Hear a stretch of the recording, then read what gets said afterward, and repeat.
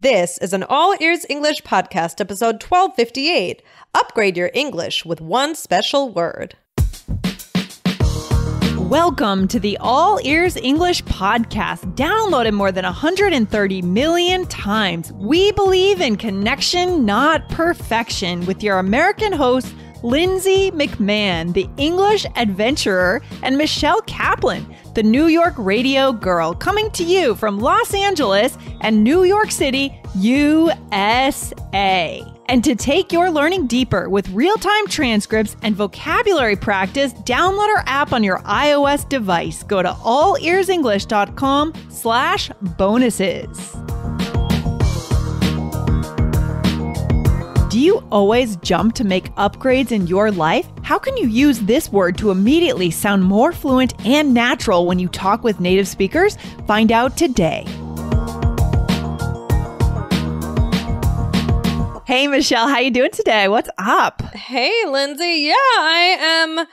I'm pretty good. To be honest, I was on the way home to record with you and I got stuck. It's quite a bit of a walk from the train to my apartment. And of course, it rained for like a good 5 minutes, like really, really hard. I guess you would call that a sun shower. It stayed sunny.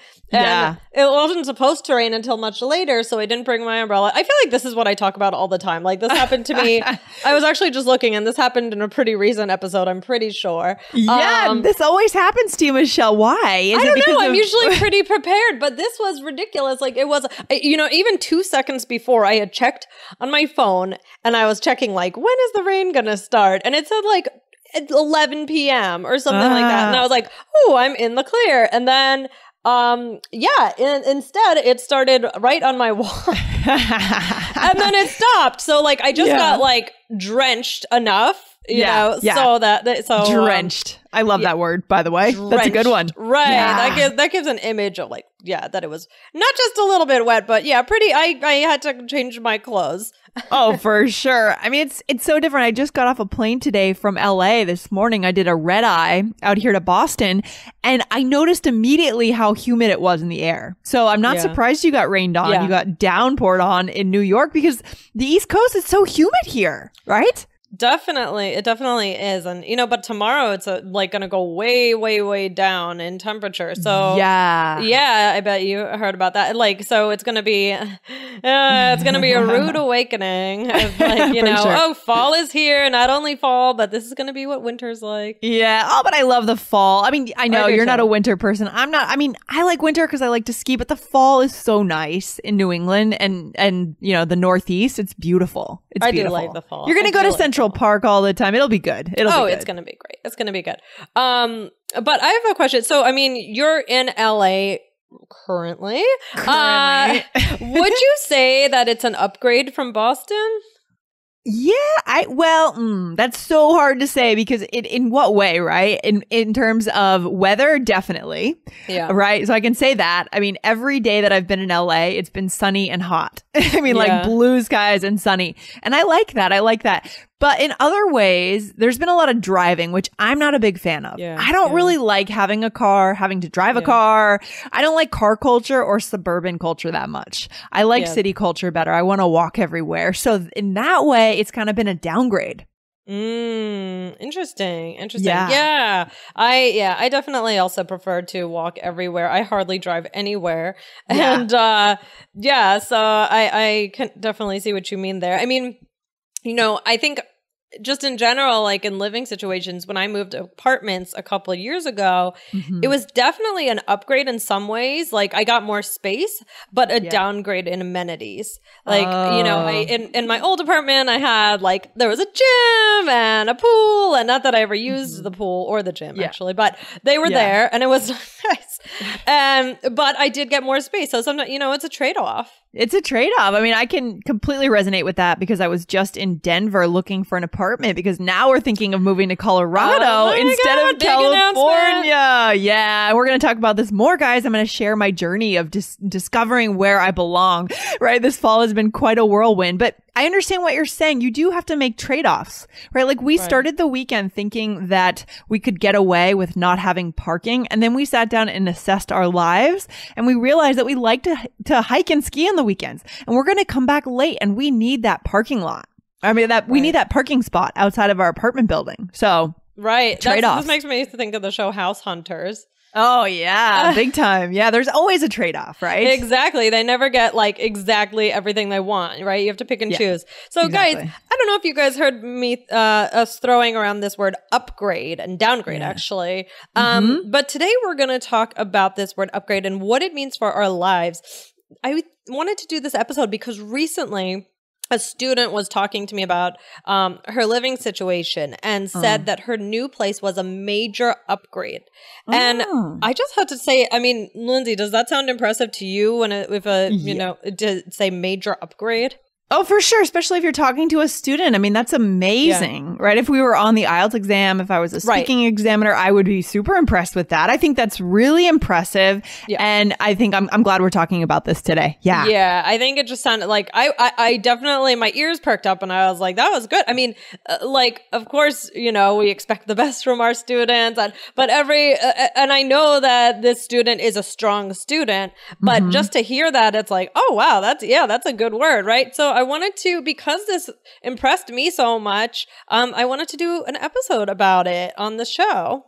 Yeah, I love that. And coming back to that point, it's the power of vocabulary. That's why we do focus so much on this show, guys, on vocab. Because when you can throw out a word like that, you're going to cause the native speaker in front of you to look at you a little bit differently. Yeah. Right? At that point, the conversation options are limitless. So, yeah.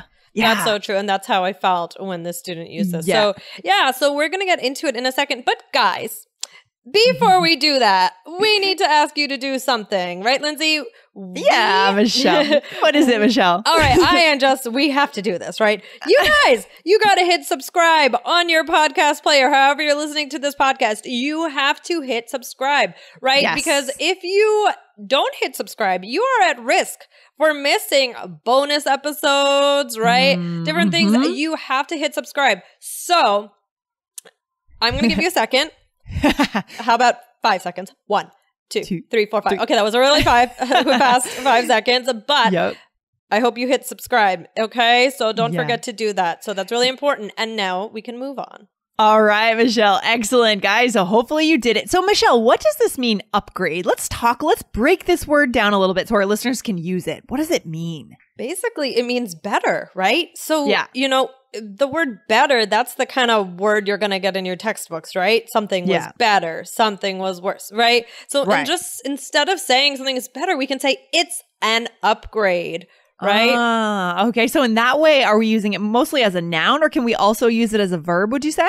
Well, you can use it both ways as a verb or a noun. So like, for example, if we say, I need to upgrade my social life, right? Yes. That would be like, I need to make my social life better, right? Yes. Yeah, exactly. But, or what's another example? Yeah. Well, as a noun, you could say, like in the same vein, you could say, my social life in New York City is an upgrade from my social life back home. So that's as a noun.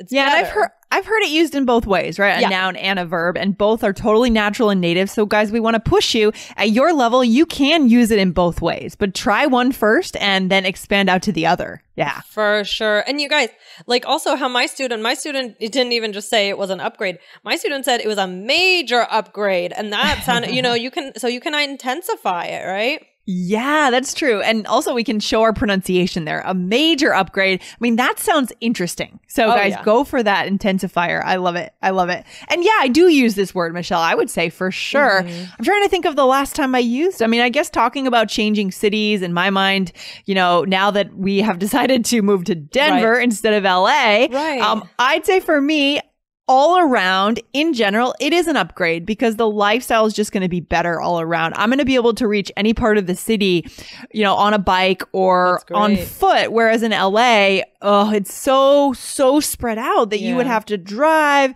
You get stuck in traffic. You can't get across the city very easily. Yeah. Right. And some people like that, but to some people, that's not, you know, that's not what they're into. And that's, I'm with you, Lindsay, on that. But yeah.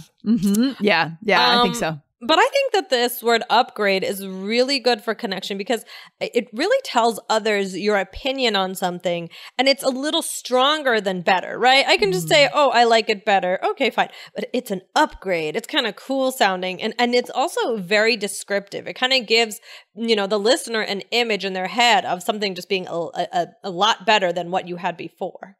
Exactly. But is there anything that comes to mind, Michelle, about this word, like regarding culture, for example, for you when we think about this? Yeah, you know, it's interesting because it got me thinking about how we're always looking for the next best thing, right? How we're always looking for upgrades in our lives, right? Yeah. And then I started thinking, like, you know, is this constant search for an upgrade a good thing? And especially with technology, right? Like, and you know what? For fun, I Googled the word upgrade in Google News, and most of what I see is regarding technology.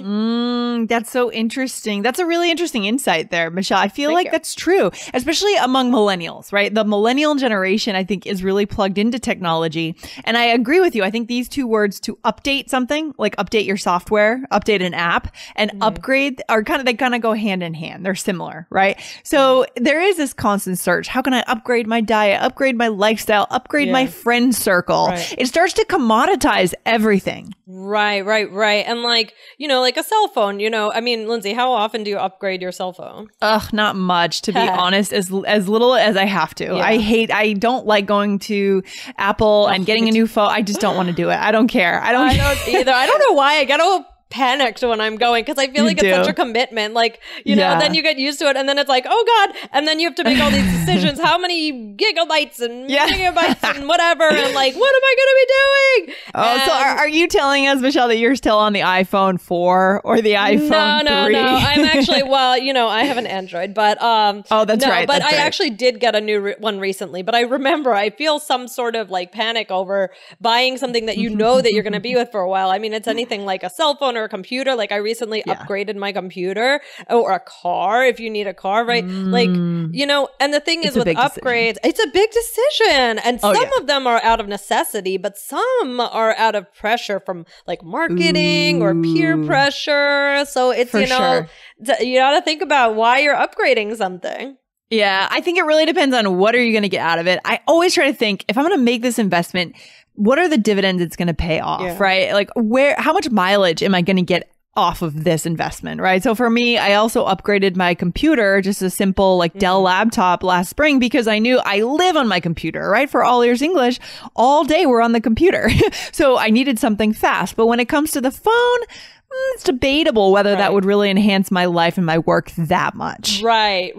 Yeah, exactly. Same for me with the computer. It was like, I needed that new computer. Yeah, exactly. But, you know, then, you know, so there's kind of this, you know, slightly negative way to look at upgrading if you do it too much. But then there's the positive way. You know, we can upgrade our lives. We can upgrade our relationships, our mindset, our physical activity routine, you know, and we should, in a way, always be looking for ways to improve ourselves and our lives in general. But, you know, we got to find that balance. I agree, Michelle. I mean, lately I've started doing Orange Theory Fitness. Do you know what that is? Orange Theory? Wow, I'm impressed. Yeah, I just got into that, and that was a major fitness upgrade for me. And it's really saying that we're doing something new and fresh. That's all it is, using this word, right? And it does feel that way. It feels fresh. I had never done treadmill sprints before, and I love them. They're fantastic. Wow. You know what I mean? Because they really make you stronger. They really get you going. Otherwise, I just go to the gym and just kind of walk on the treadmill or jog. I don't push myself. Yeah. Right. Exactly. Yeah. I mean, I think that's a really good example of a good to upgrade. And I think, like we said, it's a balance. Like there shouldn't be too much pressure to constantly upgrade material things or your life, right? You don't always, at some point you have to be kind of like, okay, be in the present, right? Be happy with your current situation. And, if we're always looking for the next best thing, then, we're kind of missing out on the good things of the moment. So it's a lot to think about. Yeah, there's a lot to think about here. It's also who's around us in our lives and what do they value, right? So if your partner really values technology upgrades, you might start to value that the same way. So just kind of be careful who's around you and do you share the same values from the start? Right? Exactly. So, how does this apply to our listeners? To upgrade your English, right? Yeah. So, you want to form relationships with others who speak English so, you can practice more. What else can you do to upgrade your English? So guys, just try to be confident, right? Just let go of your fear. I always like the idea of imagine the worst case scenario. Like what is the worst thing that could possibly happen if you took a chance with your English today, right? What could it be? People ignore you. They look at you like you're weird. That happens anyways, right? Right. So it's okay. Yeah. What else, Michelle? Well, your way of studying. Maybe you need to upgrade your way of studying. Maybe, I don't know, perhaps the connected communicator would be a good way to upgrade your way of studying, to go across the country with Lindsay, right? Yes, that's right. So you got to find a way that works for you and your particular way of studying. Can you upgrade how many, the kinds of vocab you're learning? Can you watch more TV shows? How do you push yourself to upgrade in English without putting too much pressure on yourself? Yeah, I love it. Those are good suggestions. And guys, to jump into that course, the Connected Communicator that Michelle mentioned, just go over to the link allearsenglish.com/connection. That is the link. All right. All right, cool. So Michelle, what is the takeaway today? Well, it's about, is it good to upgrade all the time? I think the pressure to upgrade is real. And I wonder if there's a lot ingrained in the culture, right? So let us know, is this in your culture too? Do you always kind of feel this pressure to upgrade? So that would be really interesting. But, this is a great way to say better in a unique and cool sounding way. And guys, we also mentioned, I think we said the word downgrade. So maybe we'll do, that's of course the opposite. So, but I wanted to focus on this idea of upgrading today. So maybe we'll do a follow-up on downgrading another time, right? But, just think, how can you upgrade something in your life? And I think that's, anything else, Lindsay? No, I think that's great. I think purely from a vocabulary perspective, guys, go for it. Give this word a try. Just go out there because, again, look what happened with Michelle's student. It just totally changed the connection between you, Michelle, and your student. So, guys, give it a try. And let us know what you think about upgrading when it comes to your life. Today's episode is 1258. You can come back to our blog at allearsenglish.com/episodes. Okay. All right, Michelle. This was fun. Thanks, Lindsay. I'll talk to you soon. Take care. Bye. Bye. Thanks for listening to All Ears English. If you are taking IELTS this year, get your estimated band score with our 2-minute quiz. Go to allearsenglish.com/myscore. And if you believe in connection, not perfection, then hit subscribe now to make sure you don't miss anything. See you next time.